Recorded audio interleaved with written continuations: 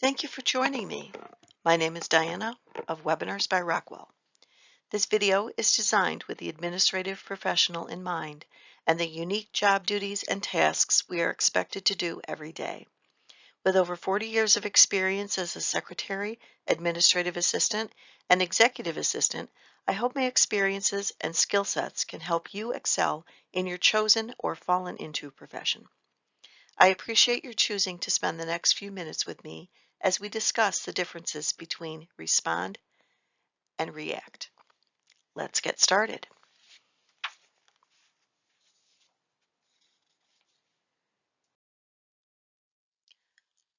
The four topics on our agenda today are: what are the definitions? Why know the difference? How can I change? And let's wrap it up. Do you have a physical reaction to a comment and act on it, verbally or even violently? Learn the proper way to channel that response, which may be a triggered reaction to a viable professional response that is thought through and not blurted. So what are the definitions?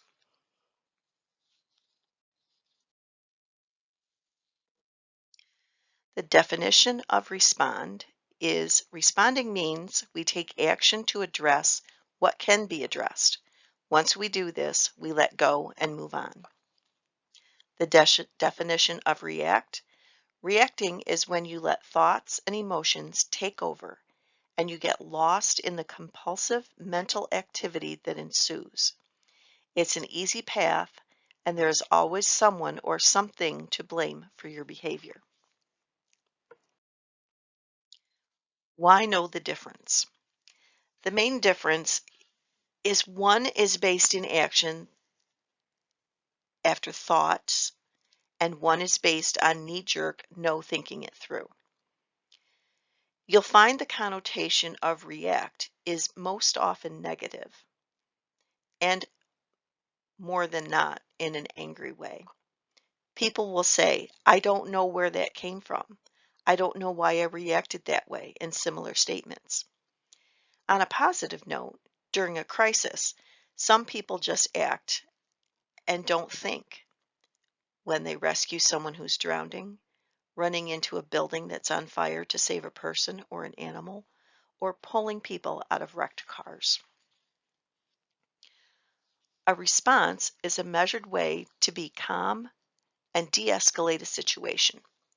Many parents find themselves making responses this way, so they don't say or do something they will regret. The same can be said for your coworkers. I've often received an email that sends me through the roof. I'm first shocked, then incredulous, then go through the how can or I can't believe they whatever stage. There are many things I want to say, but will vent or rant to myself or to a close coworker that I trust will not share this information with the person that's the target. We analyze what was said and develop a response that uses facts, not emotions, tells the story in full, and comes to my own conclusion. In my current job, I have a love-hate relationship with our purchasing coordinator. She's been with us for about 25 years and has put off retirement twice in the last several years. She does need to retire. She never does the same thing twice in a row. What you did last week that was completely acceptable is not this week. It drives me crazy and sends my blood pressure soaring more than once a week. Her position is all about procedure and maintaining corporate policies and approved accounting guidelines. None of us are accountants, and our main concern is to get things ordered or paid for. In my most recent employee evaluation, my boss asked that I develop a better relationship with her. I'm willing, and to be honest, she doesn't know how I really feel about her. I do go into a rant against her actions several times a week. So I've learned to keep those quiet and not say anything in front of the boss. She thinks she's done no wrong, and yet so do I. So I extend the olive branch and send her a candy bar or suggest we go to lunch, only to have her do something outlandish to me yet again. I'm not the only person that feels this way, and her own department puts her in the position to enforce procedural changes that were never announced. That's not the right way to change a procedure or a policy in any organization. She has had two rather mean and condescending bosses, so much so she developed a tic from the stress. It's a really sad story, but in my defense, I also like order and rules. I like to know my procedures inside and out, to go around them when necessary. And it may become necessary to do so a few times a year. But she tends to make up the rules as she goes, and that's really not fair to anyone.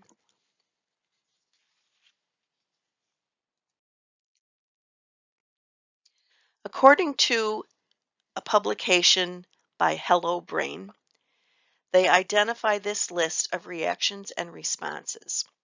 I won't read each one for the sake of time, but you can pause the video and take a screenshot if you'd like to keep a copy of the list. It should show you the attitude differences between response and react in scenarios. I'll leave that up for just a couple seconds.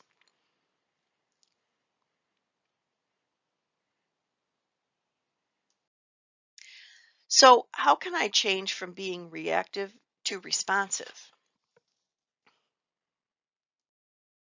Here are a few suggestions to do just that. Take time to listen. Avoid trying to make assumptions. Don't carry around the burden of irritation and anger. Let go of the ego. Your reactions and responses will have a ripple effect. Be patient with yourself when you mess up. Life is happening for you and not to you. Being aware of what your thoughts and emotions are. Journaling, meditating, practicing deep breathing, practicing gratitude. So let's wrap it up. Wrapping it up allows us to step back and rethink how we deal with bad news, sad news, good news, and confrontation.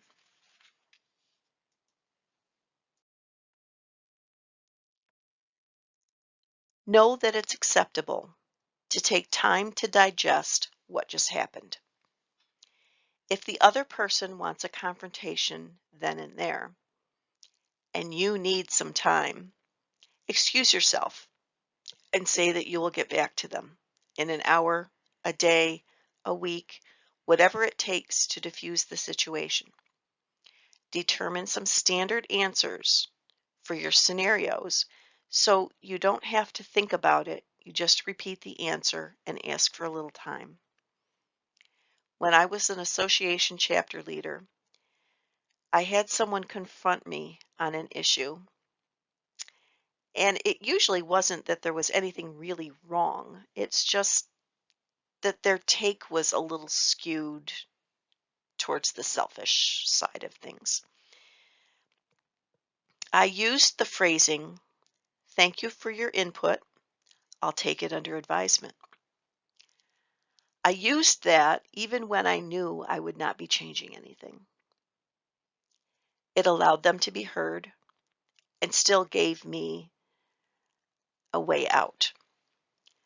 A specific incident comes to mind. I was newly elected president of our local chapter and had scheduled our monthly board meetings in my office And we were a chapter that covered 2 medium-sized cities, about 30 minutes apart. This person worked 30 minutes away, and I called the meeting for 6 o'clock in my office. That gave her about an hour or an hour and a half, depending on when she got done, to get to the meeting, which was plenty of time. But she was complaining because she didn't want to meet until 7 o'clock. I had small children during that time frame, and this meeting at 6 allowed me to stay at work, get the meeting done, and still be home for bath and bedtime. She literally asked me if I was serving dinner at the meetings. My response to her was no. However, there's no problem with you stopping at a fast food restaurant on the way and bringing it with you to the meeting. There was a kitchen in the building as well as plates and cutlery that she could use. I seriously do not believe she ever planned to attend, even though she was a committee chair and was supposed to give reports on a regular basis. She never did attend a meeting in that location, and the next year she did not renew her membership. It was quite sad because she was an integral part of the association and her contribution of many years was greatly missed. Just remember, you are not responsible for how others react or respond. You can only control yourself. So think about it before speaking or writing that email.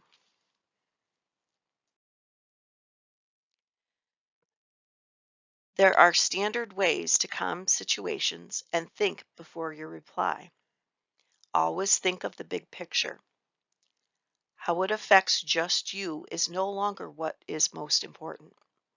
It's how it affects all the employees and the company. You may want to take pronouns out of your speech or writing. It makes it less accusatory. Speak in facts and not emotions. That will also help. You can ask a trusted coworker to read your reply before sending. When you're in the middle of all the feelings, you may not see that you may trigger something else inadvertently. Don't ask me how I know that. In summary, learning how to respond with a well thought out statement rather than a knee jerk reaction will help you be successful in your career. Being cool under pressure can be a great comment on your employee evaluation. It will give you such satisfaction that you rose above bullying and other tactics that may bring you down. Thank you for joining us for Respond versus React. We may use these words interchangeably, but they are quite different. Webinars by Rockwell provides a wide variety of video topics with the focus on the administrative professional. Watch our social media for announcements of our newly released videos each month. Bye for now.